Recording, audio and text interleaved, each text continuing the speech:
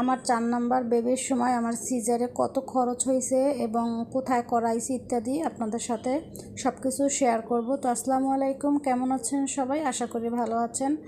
তো আপনাদের সকলের দয় আমরা সবাই ভালো আছি। এই যে দেখুন মেয়েটাকে, ছেলেটা চানাচুর খাচ্ছে, বাট ও আস্তে আস্তে ধীরে ধীরে করে খাবারে থাবা দিল। ও আবার সব কিছুতে থাবা মারে। আর যেহেতু ছোট, ওর বয়স এখন 10 মাস হয়েছে, আর ওকে তো এই চানাচুর এগুলো এখন খাওয়া ঠিক না। তো মুড়িটা মাঝে মধ্যে দেই, এরকমের বিছানায় ছড়াই দিলে ও একটা একটা করে খেতে থাকে। আর ছেলেকে যেহেতু পড়াশোনা করানো লাগে, ছোটোটাকে এবার জানুয়ারিতে ভর্তি করাবো, তো ওকে এরকমের মুড়ি দিয়ে অনেকক্ষণ শান্ত রাখা যায়, ও শান্ত থাকে। আর আমি এই ফাঁকে এই ছেলেটাকে একটু পড়াশোনা করাই। তো আর আজকে একটা টিকা ছিল ওদের, যে টাইফয়েডের টিকা। তো সেই টিকাটা দেওয়ার কথা ছিল কিন্তু দেয়া হয় নাই। 15 বছরের নিচের বাচ্চাদের এটা দিতে হবে, কিন্তু আমার বাসায় 3টা বাচ্চাকে দেওয়ার কথা ছিল, আমার ছোট মেয়ে, তারপরে ছেলেটা এবং মেজো ছেলেটা। ওদের যেহেতু ওরা সবাই 15 বছরের নিচে, তো দেওয়ার কথা ছিল, কিন্তু ওর আব্বু রাজি হয় না, বলছে যে না। আমিও ভিডিওতে দেখলাম, কমেন্টে অনেকে বলল যে বিভিন্ন অ্যালার্জির সমস্যা হইতে পারে বা কোনো একটা সমস্যা, মানে সাইড এফেক্ট হইতে পারে। তো এই ভয়তে আর দেওয়া হয় নাই, যেহেতু মেয়েটা এখন আল্লাহর রহমতে সুস্থ আছে। তো একটা টিকা দিয়ে অসুস্থ করার কি দরকার, তো দেই নাই। বাট এখন ভাবতেছি হয়তো বা ভুল করছি না দিয়া। তো ডাক্তাররাও সাজেস্ট করে এটা দেওয়ার জন্য। যাক, সামনে যদি হয় তাহলে আবার দেব, সামনে তো অবশ্যই আবার হবে। আর আমার মেয়ের জন্য সবাই দোয়া করবেন। আমার মেয়ে এখন একটু একটু করে দাঁড়াতে পারে। আশা করি ওর 1 বছরের মধ্যেই দাঁড়ানো শিখে যাবে।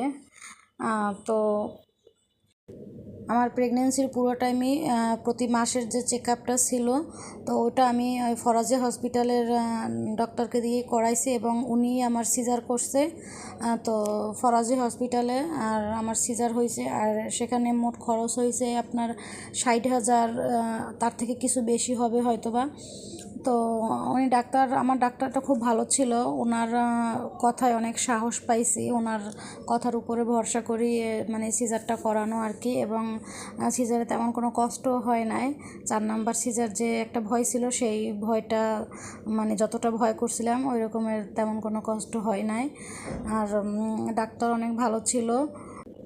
আর প্রেগন্যান্সি চলাকালীন কয়েকবারই আলট্রা করা হয়েছে আমার। তার ভিতরে সবথেকে জরুরি ছিল যেটা 20 থেকে 22 সপ্তাহের ভিতরে যেটা করে, অ্যানোমালি স্ক্যান বলা হয় ওইটা। আর লাস্টে আমার একটা করা হয়েছে, সেটা আপনার 36 সপ্তাহের সময় একটা করা হয়েছে। এই দুইটা একটু জরুরি, কারণ লাস্টে যেটা করে ওইটা মানে ভিতরে সেলাইয়ের অবস্থাটা কেমন পর্যায়ে আছে, যেহেতু ডেলিভারির টাইম কাছাকাছি চলে আসে, তো ওই ভিতরের অবস্থা জানার জন্য 36 সপ্তাহে ওইটা করে। রঙিন একটা কি স্ক্যান বলে যেন, আমার নামটা মনে নাই। আর 22 সপ্তাহের আগে একটা করতে হয়, ওটা অ্যানোমালি স্ক্যান। ওইটার মাধ্যমে বেবির একদম কন্ডিশন জানা যায়।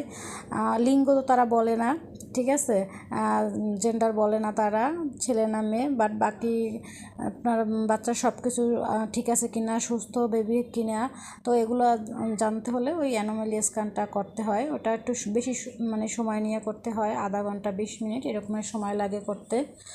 তো আর বাকি আলট্রাগুলো নর্মাল, এটা আপনার রেগুলার দেখা যায়, প্রথম 3 মাস একবার করা হয়। বা পানির পরিমাণ ঠিক আছে কিনা, ফ্লুইড যেটা, হ্যাঁ, তো ওইটা ঠিক আছে কিনা বিস্তারিত জানার জন্য মাঝে মধ্যে 2-1 বার করা হয়। আর যদি কোনো প্রবলেম না থাকে তাহলে বেশি একটা আলট্রা করা লাগে না। তো আমার করা হয়েছে কয়েকবার, সর্বমোট 5-6 বার করা হয়েছে।